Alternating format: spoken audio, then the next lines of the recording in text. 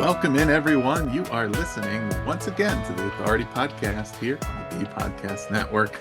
Thanks as always for joining us. Really happy to have you here for a conversation today about that critical topic of educator wellness, something we've talked about here from time to time. Great time to revisit it with our guest today, dive into some new angles of how leaders can really create, build, and sustain the vision of wellness. My guests are Bill Barnes and Erin Lehmann. Bill is the superintendent for the Howard County Public School System in Maryland. He was a recipient of the Presidential Award for Excellence in Mathematics and Science Teaching and has served on the board of directors for the National Council of Supervisors of Mathematics. Erin currently serves as an associate professor for the University of South Dakota. She's an author, leader, and facilitator advocating for leading instructional improvement. Their book is called Leading Educator Wellness: 6 Critical Actions to Support All Staff. Bill and Erin, welcome to the show. Hey, good afternoon. How you doing, Ross? Good to be here. And thanks for having us. Yeah, doing well. Great to have you both here. I think there's a lot to discuss here and really looking forward to your insights. Would love to start here around, it's almost skipping to the end a little bit, but I think it's kind of what we're building toward, thinking about the tangible challenges that school leaders, education leaders, and districts are facing right now. Attrition, shortages, effectiveness, of course, like all these various things that wellness certainly can be a component of addressing those. But I'm really interested in your view on what are some of the factors that wellness addresses, like those tangible pieces. How impactful can it really be towards those? And kind of, defining that a little bit as we get started. I guess, Bill, we'll start with you on this one, then Erin, I'm sure she'll have a lot to add. Yeah, so education and being an educator has always been a challenging profession, and probably every generation says it's never been harder than it is right now. But I think that certainly applies here. It's not the core root of the job hasn't changed all that much. We're still here receiving children. Parents are sending us the best they have, and the kids come in ready to learn. But the external pressures have ratcheted up quite a bit, both from a student standpoint, students and their personal devices. There's lots of noise in their world. Certainly, the pandemic rocked everybody's world. And from an educator standpoint, they find themselves sometimes in the crosshairs of political agendas. They see themselves as victims of weaponization of social media. It feels like a really intense situation. So they come to work having experienced all the same things that we're grappling with as a community, as a nation, and then they have to perform in a fishbowl. And so we started seeing some indicators of how wellness was impacting, our staff in terms of attendance rates. Staff attendance started to slip, not just student attendance. We have chronic absenteeism challenge both for the little ones and the big ones. We started looking at increased healthcare, rise in healthcare costs, not just, but disproportionately. So our staff were using more resources, and so our costs were increasing. And just the way our staff were presenting and the feedback we were getting in terms of increased workload, burnout, there's just a lot of inputs on educators. So pre-pandemic, it started to catch our eye, but right now a focus on improving educator wellness, and we define educators as all staff that work in a school district and it's all 9,000 of ours working in service to students, whether they're a custodian, teacher, administrator, superintendent. Now it's an essential focus area. If we don't focus on keeping our staff well, they can't possibly best serve our students, and we're going to lose them to other. They're just going to start leaving. Last one I'll say is we started to see people who were vesting for full retirement at 30 years retiring on that 30-year and 1 day mark, instead of having in our district many teachers were working into 35, 38, 40, 45 years. But people are just leaving, and that's a large portion of our workforce walking out of the door. So, Erin, did you have anything you want to add in there? Everything that I think, mentioned in the book, and that big one of the misalignment of those responsibilities and what educators are actually doing. I think when Bill and I got together and started thinking about what this book is going to look like, these kept coming up over and over again. And then I think maybe our editor, Bill, gave us that book, Triage Your School by that Christopher Jensen. And that was so powerful because that segued into the work that we're doing now, because he was saying like those poorly designed operations, they will create that persistent work-related stress, and that will actually lead to burnout. And we're like, this is what we have to do. We have to look at the Mhm. systems approach to this versus just looking at maybe the singular lens of educator wellness. We need to look at the entire system. Is there anything in your work on the book or the different resources you referenced that, or even just from your direct experience, that you feel like either confirmed or conflicted with the conventional wisdom, what's commonly discussed or understood to be so about wellness, the factors affecting it, all of that, Erin?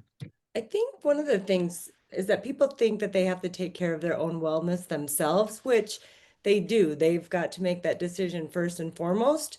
But if there's not a system that's supportive of that, I'm going to err on the side of let's not focus on that. And when Bill and I first started brainstorming, you should see our brainstorms. Actually, I don't want anybody to see these brainstorms, but we kept going back to our own leadership and the people that have worked for us. And it is that empathetic leader of how can we take care of the people who are taking care of our students?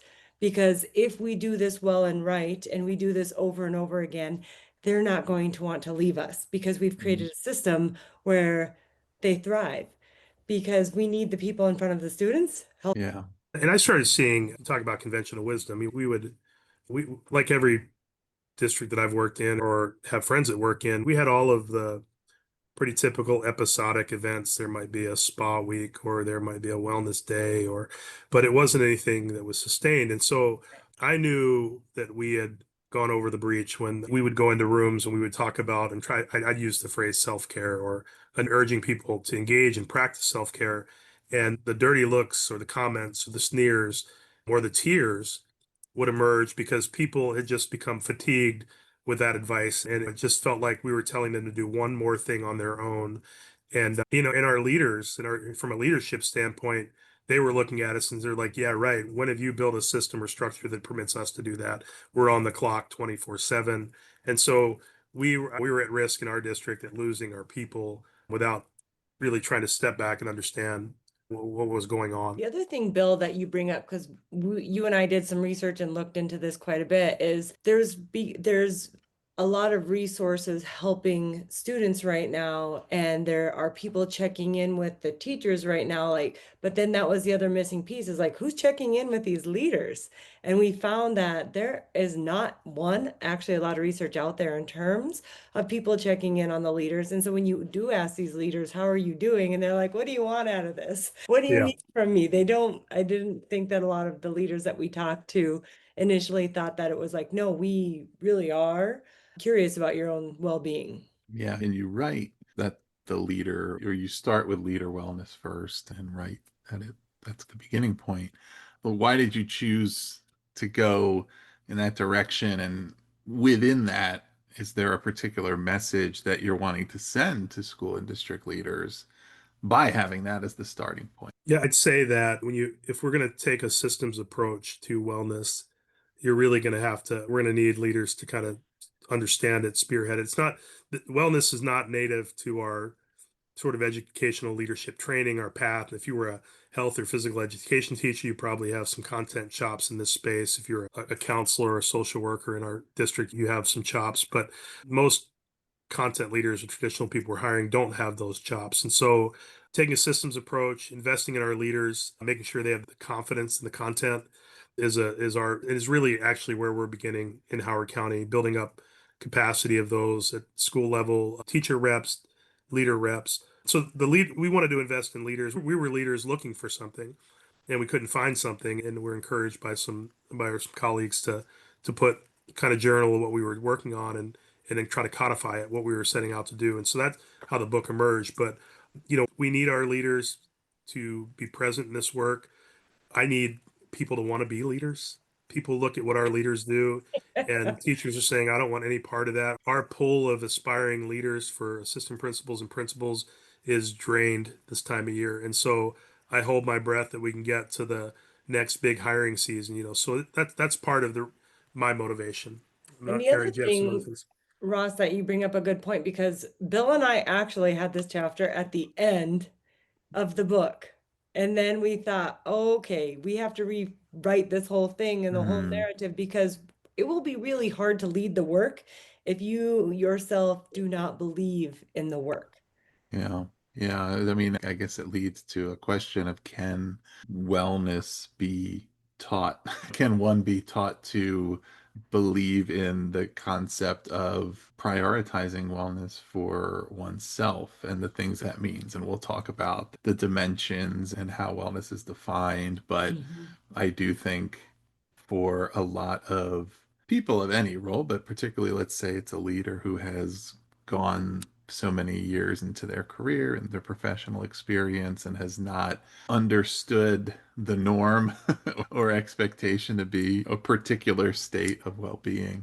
How is that reprogrammed to start with, right? And because it would be quite difficult, I would think, for there to be any type of vision that is implemented at scale if the central hub of that, the leader, is not able to live it, even if they are interested in it for staff, colleagues, etc., right? That it really requires a belief that it's for everybody, I guess, Bill. Yeah, and I think that's we really early on. Let's take care of yourself, because I think our colleagues Tim Kane, Tina Bruggeron write elegantly. An unregulated adult can't support an unregulated child, and Erin extrapolates that. But an unregulated leader can't support an unregulated adult or a child. And so we need our leaders to both be confident, understand it's not in any of these dimensions of wellness. I mean, neither of us succeed in all of them all the time. And so you have to grapple. There's a little bit of imposter syndrome. We set out and you say, hey, I've struggled with food in my whole life. Like, so how am I going to go and talk to people about food choices when that's been a difficult, routine for me to maintain? And yet, as a leader, I need to understand how we define it, how we lay it down, or how it's been defined or laid down. And then quickly build up community so that I can both lead the work and get the tactical part done, laid out, but also I need to be part of the community and I need staff to see me as a leader working on the work too, and not in a hierarchical positional authority space, but hey, this is all of our work. And it is not, I'm not better at it, worse at it. Nobody's winning here in every space, probably. So we're going to need each other. We need to create community. And so if it's going to work, we kind of execute on that. Let me be clear about it. This isn't one more thing for leaders to do. We can lay it down on typical structures like in school improvement plans, district plans, but it doesn't present that way. We have to quickly break down those structures and be part of community as leaders. So I'm as curious as you are, Ross, how it goes to scale, because we've seen it in really small spaces Mhm. and we've seen it work for a minute and then stop working because it was person dependent or a staff member dependent in a school. Usually every school has one or two people really jazzed up about this, but can it be the leader and what's the leader's role? That's really clearly defined. That's going to be important. Well, and there's some research saying if you've got this almost 60% of educators identify with this exhaustion and career burnout, if you're in this leader position, and I remember when I would have like 30, 40, 50 applicants for one position, and then now it's like four. And I went, oh my Mhm. gosh, this is, I mean, they're seeing this as a reality. And so that is an excellent point. Like sometimes people aren't going to change or believe in the work, but they're seeing who they're getting. So they know that ripple effect is true, it's accurate. Teachers are wanting to burn out. Teachers are wanting to retire earlier. I mean, it's scary. So if we don't have educators, then who do we have? Yeah. Yeah. I mean, there's of course all of the, as the leader, quote unquote, right? All of the people that the leader is responsible for within the organization and the various ways in which the culture, the practice of wellness, culture of well-being directly affects staff, faculty, students, etc. But also, I mean, not to heap another thing on the leader's shoulders, but Yeah. there is an element of the sustainability of the profession, right? And the ways in Mm-hmm. which, when there's not some consistent buy into these practices, the reinvigoration, the healthy, culture within schools and within the education profession, that there's going to be a self-perpetuating cycle where it's not going to be inviting to those new educators coming in. And as you're getting into, okay, that's one of the direct effects of we can't afford this attrition, is because there's not another person to come in and take the Right? job. And when it is, it's someone who doesn't necessarily have the experience or the proven effectiveness.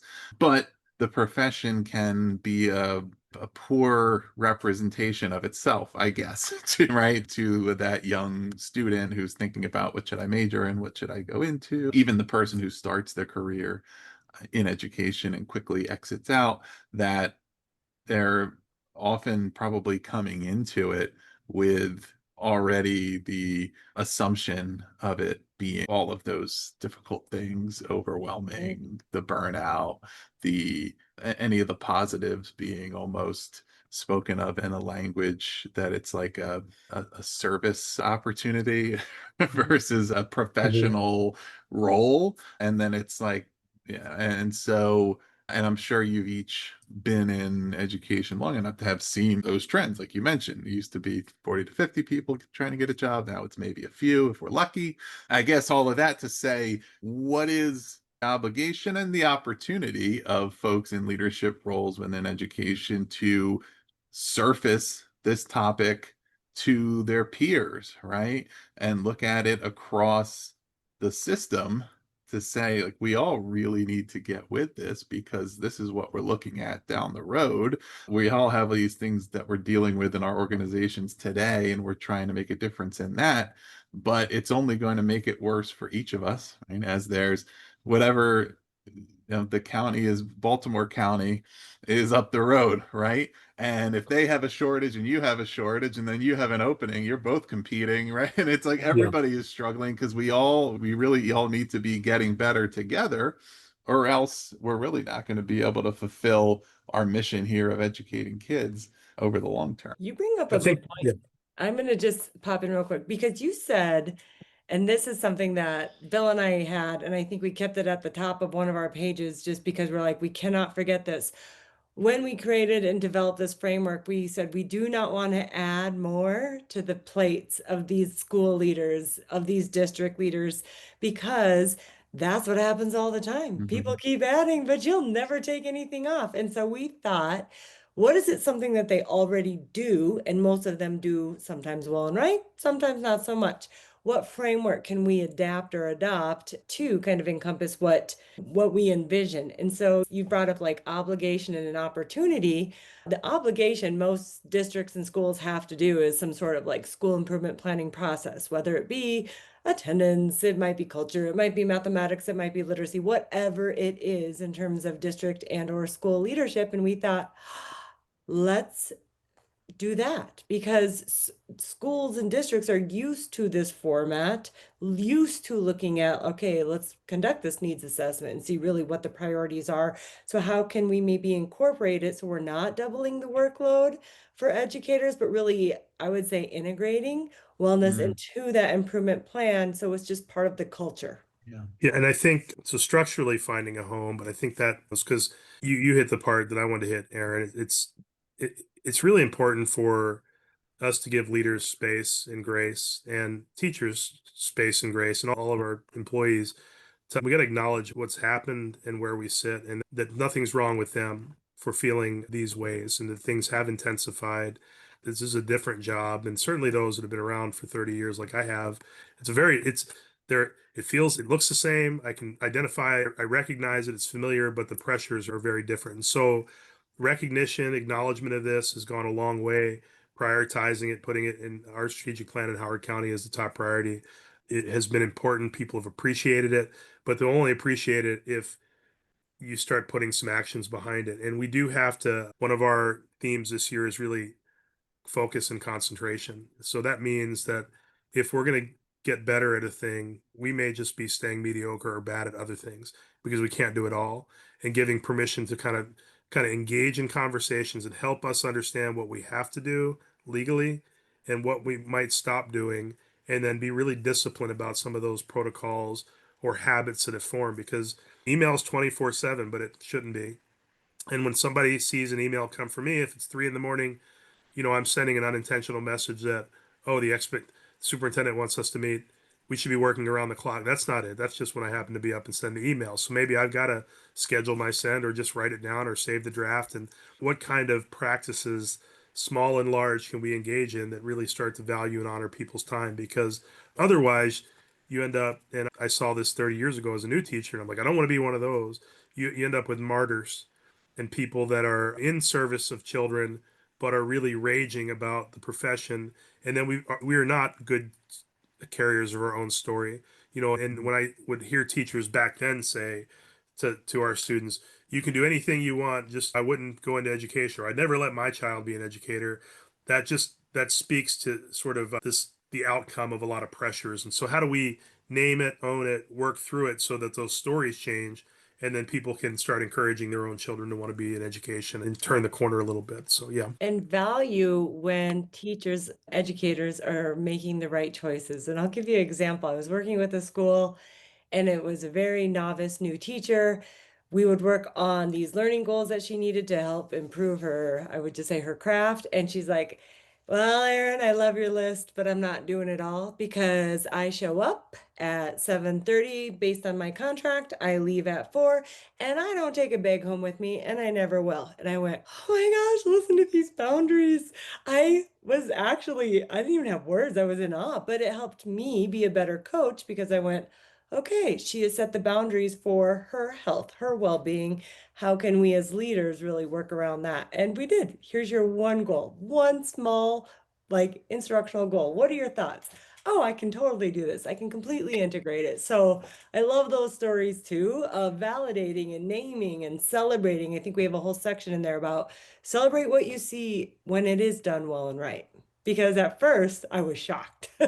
Wait, Yeah. no, you got to bring a bag home. Every educator brings a bag home. I didn't ever, I still bring a bag home. Like, Yeah. Well, I mean, that leads to like with communicating the vision and doing so authentically, demonstrating authentic commitment to what that is, right? In the case of the educator you just mentioned, it's like, how do we make sure what's on paper and what's in practice are the same? Because I'm sure on paper it says your work hours are 7:30 to 4 o'clock. And but then there's the unwritten expectation of like, well, it's just part of it, right? You have to do this.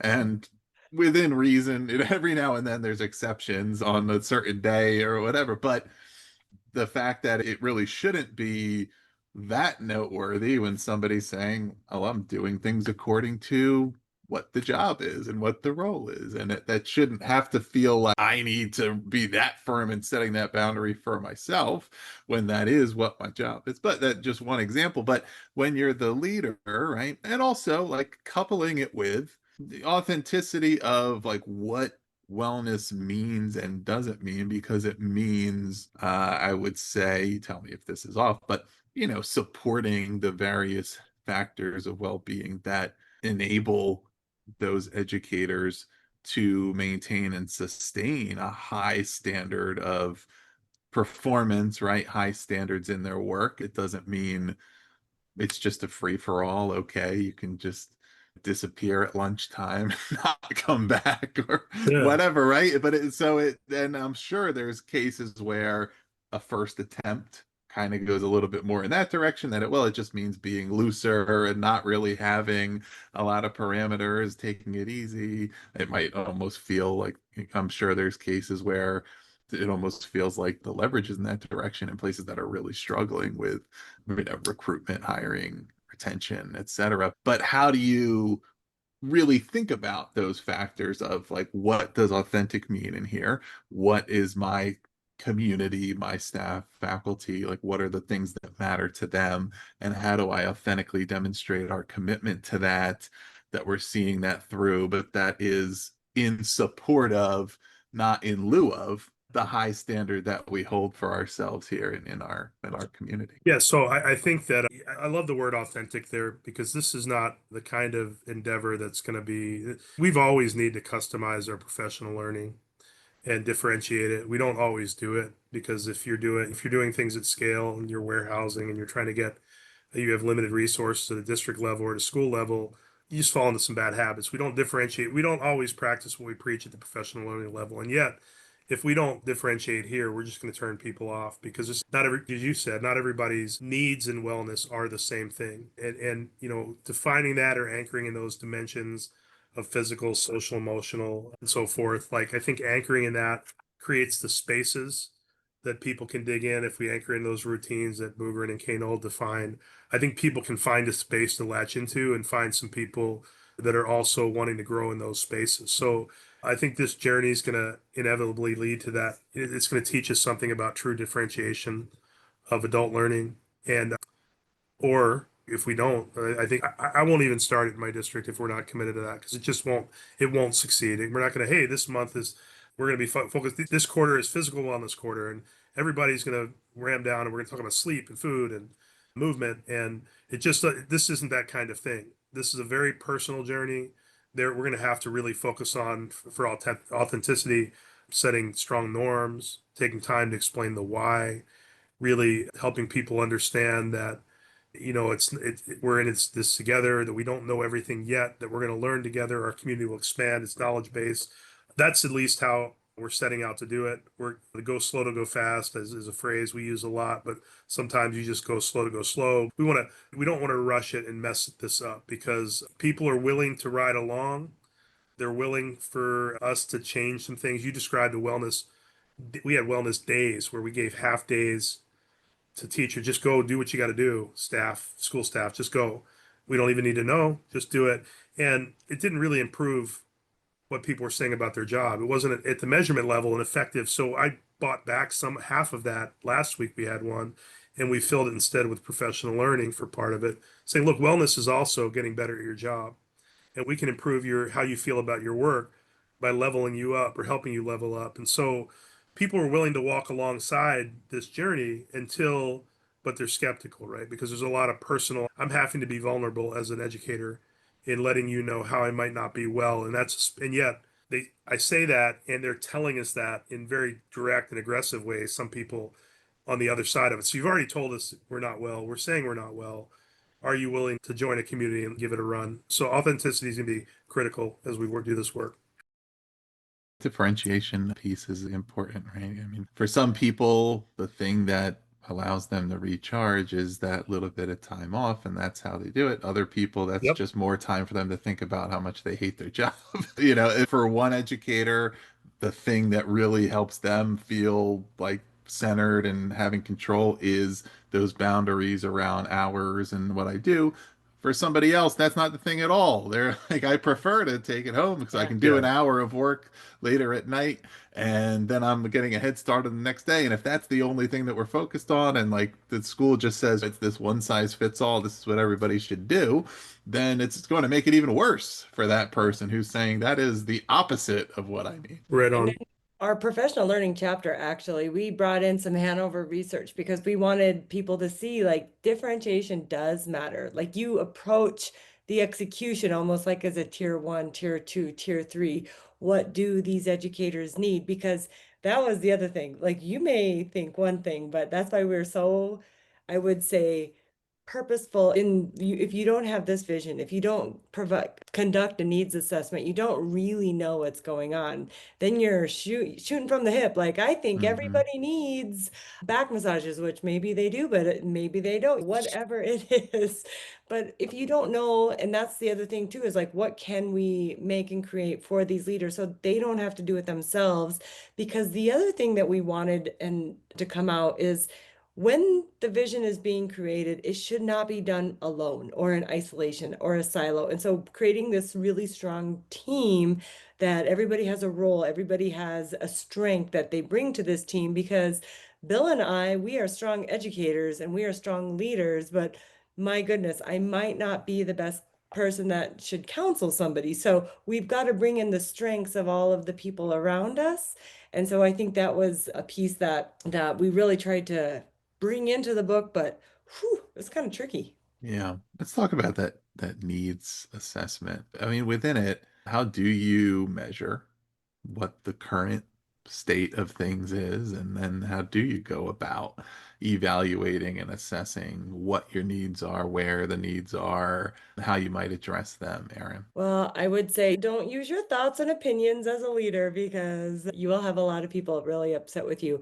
But this is the time to engage all the staff members. This is when you're taking that qualitative and the quantitative data. Bill and I, we have some surveys that we've created out. We want the interviews. We want the focus groups because we said spend time on this needs assessment because maybe the district has a different vision sometimes even than a building because we know that buildings sometimes do have different personalities. And so while yes, you might look at this from the district lens, then also pare it down so it actually is meaningful to the people that are right next to you. And so we tried to incorporate a ton of examples of the qualitative, quantitative ways that you can gather this data, analyze this data, so you can actually create next steps, goals, action plans.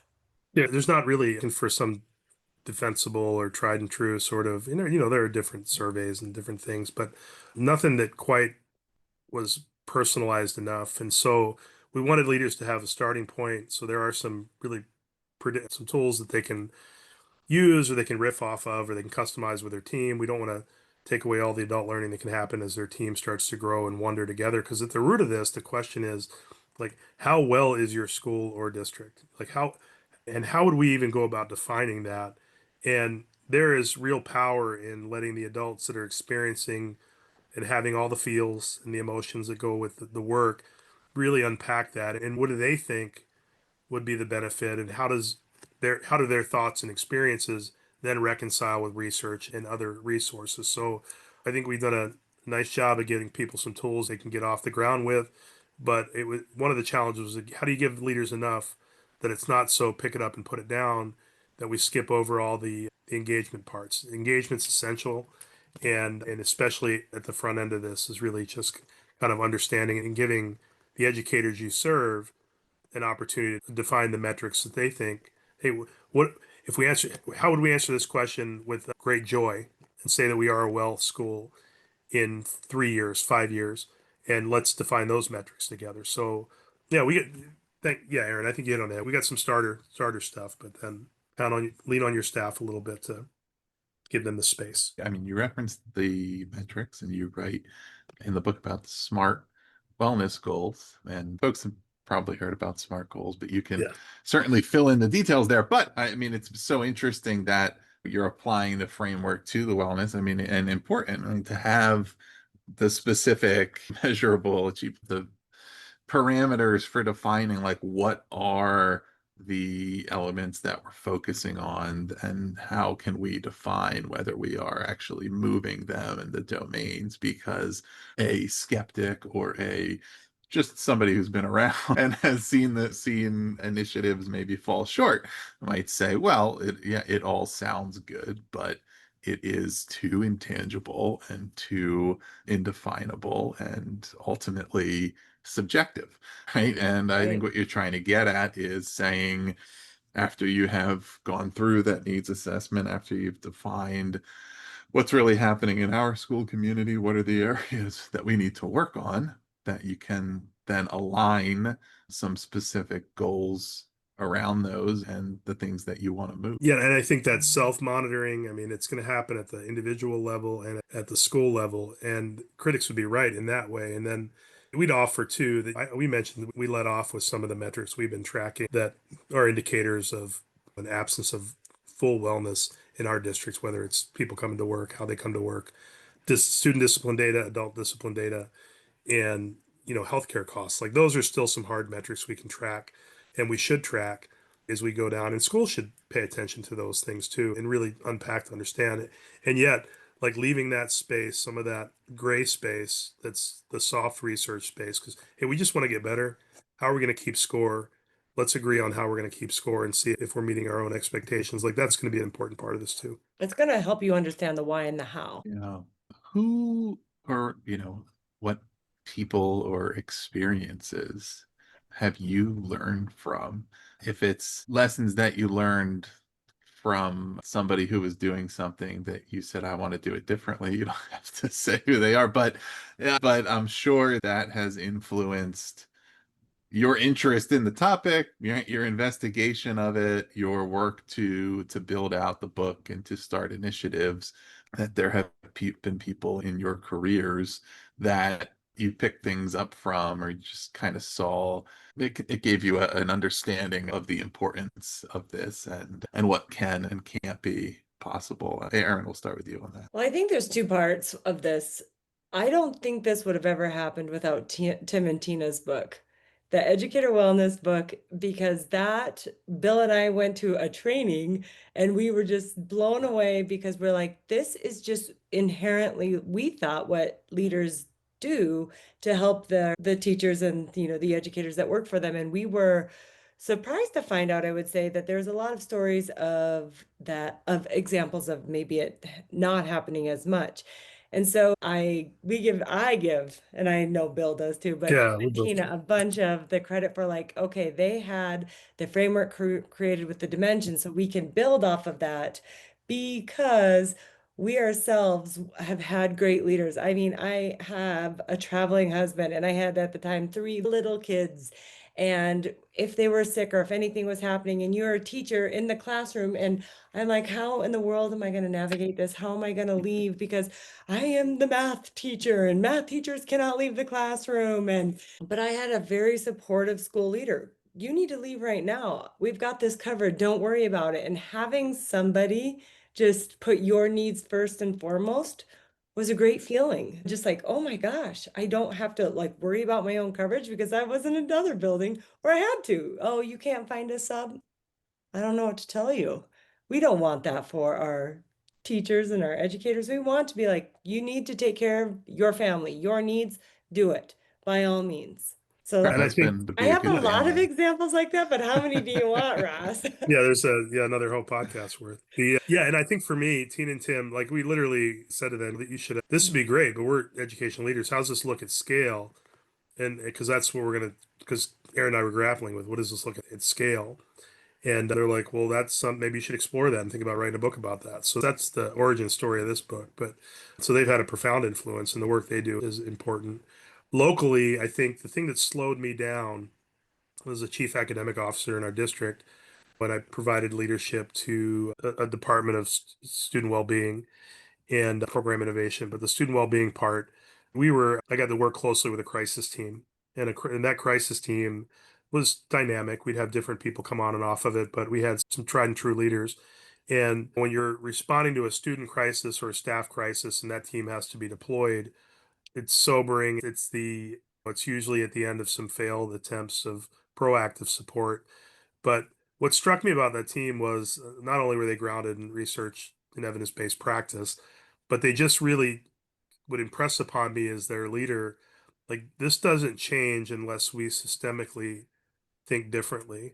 And we're not going to get the kinds of outcomes through a spa day or a jeans Friday or whatever the flavor of the month episodic thing is. Those are all fun and we're going to keep doing them.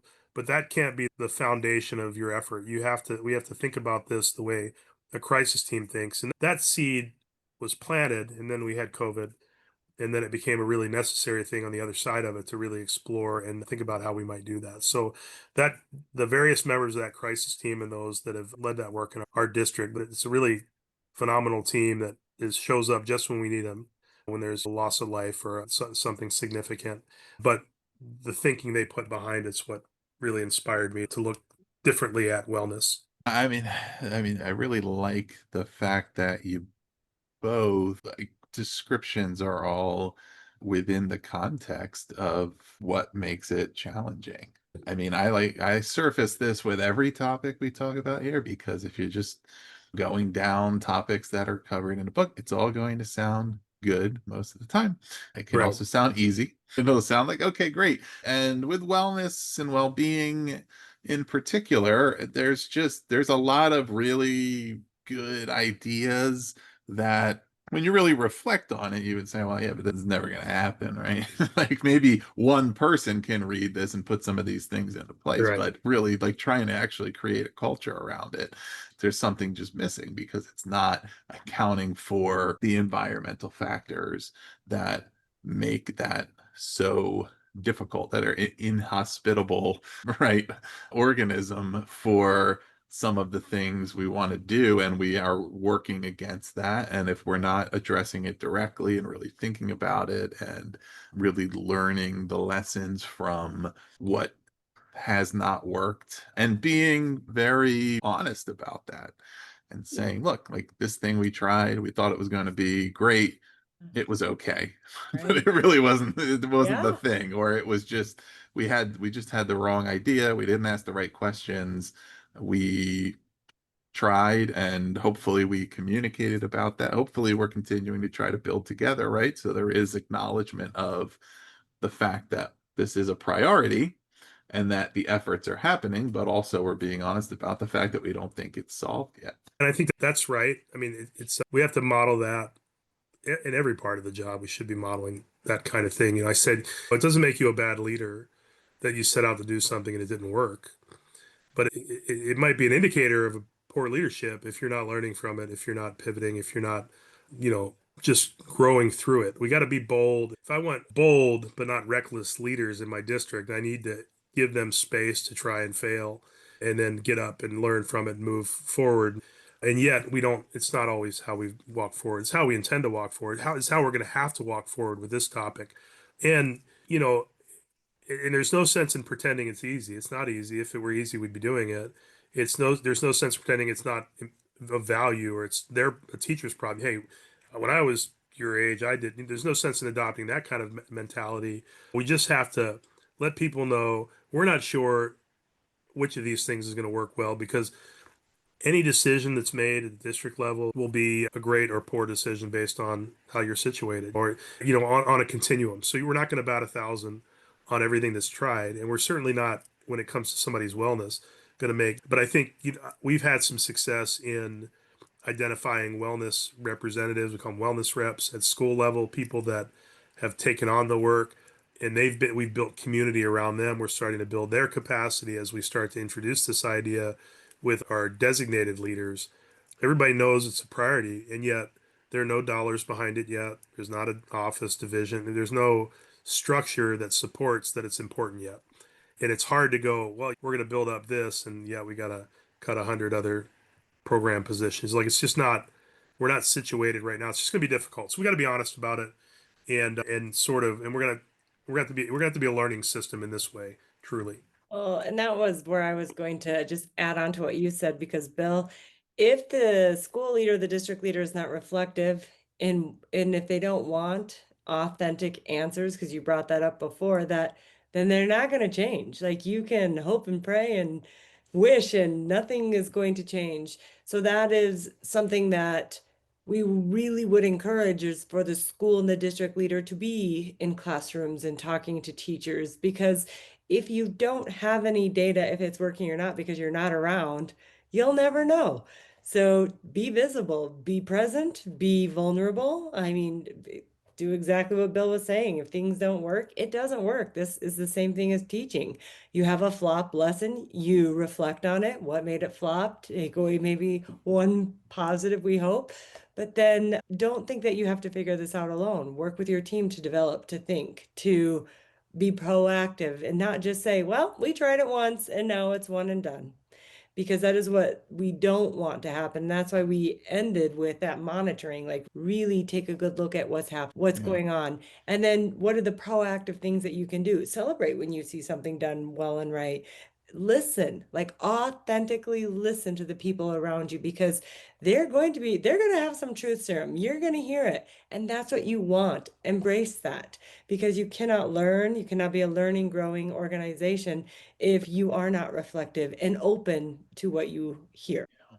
So, for those listening to this, whenever they happen to be listening, whatever tomorrow is for you out there, what are one or two practical actions these leaders can take tomorrow to just begin the process of embedding wellness into their school systems, of trying something or getting the ball rolling, whether they have given this much thought in the past or not felt successful, right? What's a good starting point? What's something that's practical and actionable?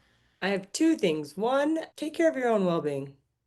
I think first and foremost, find out what you need as an educator and then take care of it, whether it be on the physical, the mental, the emotional, the social side, whatever it is, set your own goals and make little action steps so you can be successful.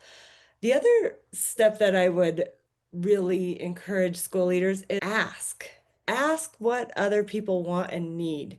Because I think by having these conversations, you're going to start hearing that people do want this work. People, anytime I present on educator wellness or leading educator wellness, I cannot tell you how many people just come up to me afterwards and say, but how do I get started? What do I need to do? And I said, listen to the people around you because they're telling you.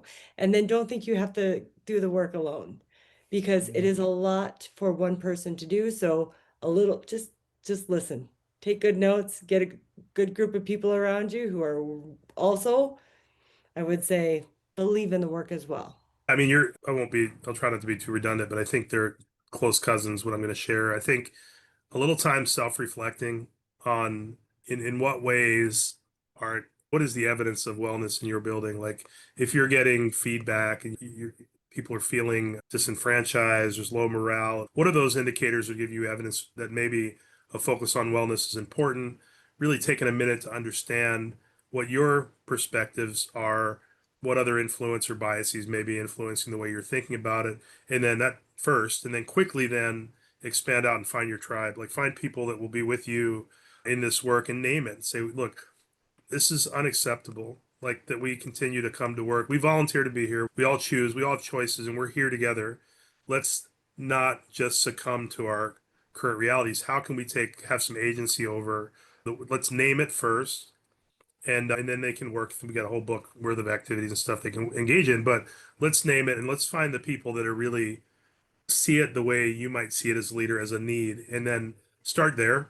Because if you start out trying to make the plan, writing goals and objectives and laying it on top of your school improvement, you're going to miss the important part, which is developing a clear understanding of where you want to go and making sure that that you're with them, not that they're with you. Make sure you're with them and what their needs are as you move forward. Excellent. Well, listeners, the book is Leading Educator Wellness. You can find it from Solution Tree or wherever you get your books. You can also, if you have not already, you can please subscribe to The Authority if you enjoyed this interview. If you've been enjoying our episodes recently, you'll get them in your feed there every week. We're available wherever you listen. You can also visit the podcast network to learn about all of our shows. So check all of that out.